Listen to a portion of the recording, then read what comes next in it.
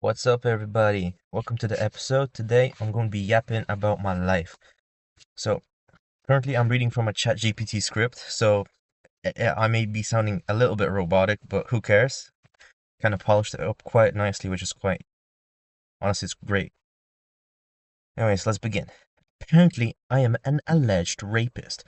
Now, note, this is only my experience. Nothing here is a statement about women as a group, culture, or ideology. I'm just documenting about how things unfolded for me personally. Now, the lecture incident. In a lecture, I said something about society feeling numb, castrated, even emotionally flattened. Now, that somehow turned into me being framed as a potential rapist. Not because of anything I did, just because of how that statement landed. Long story short, I've lived here for 23 years. You know, when you live near the cities, they usually feel colder every year. People feel guarded, conversation feel preloaded with suspicion. And villages, yeah, so honestly, this does kind of make sense. When you live in the towns, people actually genuinely do feel more humanly and real with you. But when you live like near the cities, right? People are very damn quiet. When you like try to make small talk, they usually just like look at you as if you're like, I don't know. They just look at you pretty badly. I'll just say that, honestly. So yeah, the cities make me feel isolated in a way that's hard to explain unless you've lived it. Yep, that is exactly what I meant. Like you have to live in the cities just to figure out that feeling. Anyways, next word. This episode is mostly about isolation, especially around dating. Alright, let's start off the episode, I guess. Properly. Alright, college interactions. Number one, the number. I was 19, awkward, so I copied a YouTube approach, almost verbatim. Somehow it worked. She gave me her number, then her Instagram. Later, I saw her being openly groped by a dude who was clearly her boyfriend. So I remember standing there thinking, why did she give her your number? Wait, why did she give her you the number, whatever? I don't know. Is this a test? Is this normal? Am I supposed to understand something I didn't? Well, here's the joke, I didn't. Around that time, I started going to the gym. On my first day, a lecturer assumed I was an alcoholic.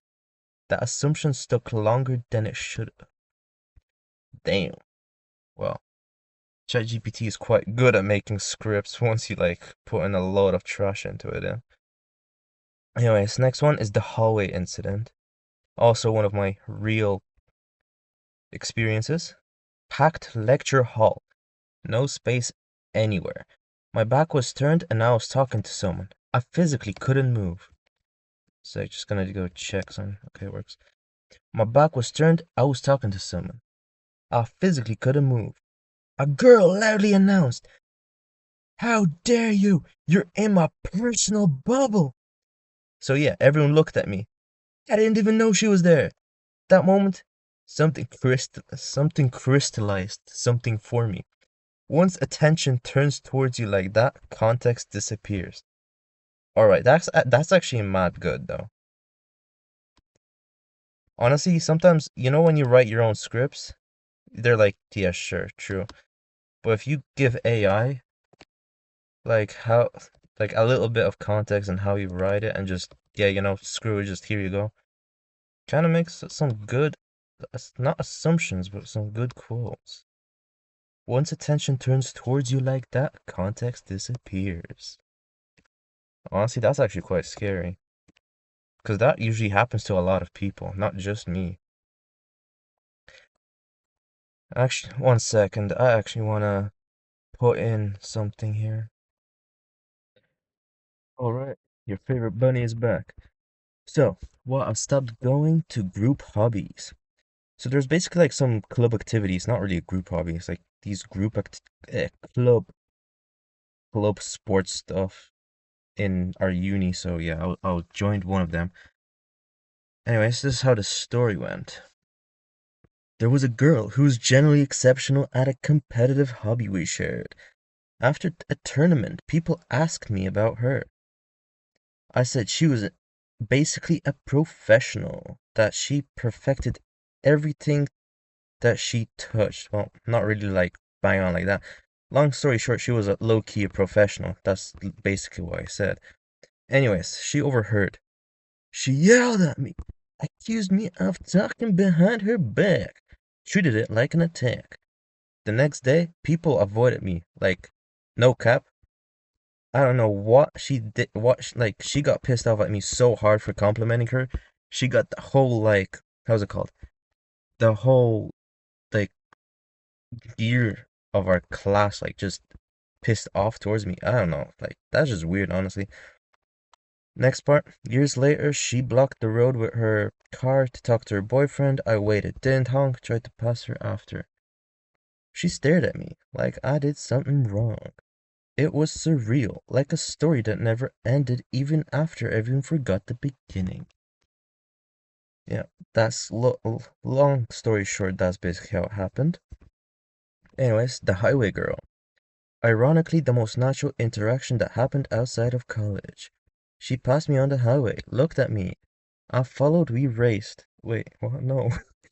She passed me on the highway, looked at me, I followed, we. No. Well, yeah, screw it. Yeah, it basically happened like that. We raced briefly, I backed off because I ain't risking my license again. And at the gas station, we decided to park at the gas station. And she was like, "Oh my god, your car is fucking fast." Honestly, I found that quite funny the way she was like saying that my car was fast. Her car was like tuned as well. Like I heard her pressing the gas pedal and it kept going like pops and bangs, like pops and bangs tune or whatever it is. Not a huge fan of it, but it's quite funny. Like fun to listen to, when you open the window just to listen to how the other car just flies past you. Anyways, that's not really what the story is about. Anyways, so where is the script? At the gas station, small. So the conversation flowed, no tension, no weird undertone. We exchanged numbers. Later, texting felt mechanical, distant, like interest had evaporated the moment the environment changed. I stopped trying. Yeah, that's the weird part. I thought we had something going, but guess not. Other guys said that's just how it is usually. Anyways, back to the near to the conclusion. The pattern. I've never had a girlfriend. I tried anyway, talking, approaching, being open. Most had boyfriends, some reacted with visible annoyance. Others shut things down immediately. One girl stared at me, then kissed her girlfriend like it was a joke. Oh yeah. When like when you say hi and they say, "Oh, I'm sorry, I'm lesbian." Well, low key, I didn't even need to like step the soil on that one. It just happened right in front of me. Anyways, it wasn't funny to me. College taught me that once you've misread that. Wait, what?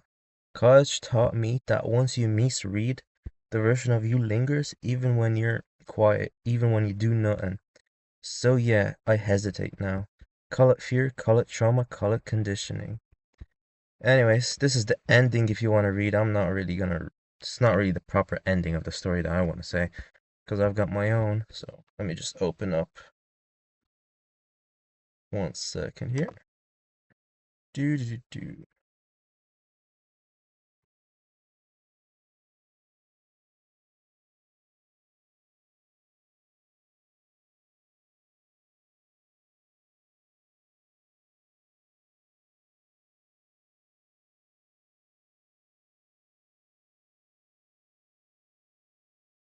Anyways, back to my original script. In conclusion, well, I don't know, man. These people probably took a rape seminar and say anything that moves is a rapist. Well, thanks for listening to this short little story. I'm gonna be uploading the next one. So yeah, my life is a joke and I am the punchline. See you in the next one.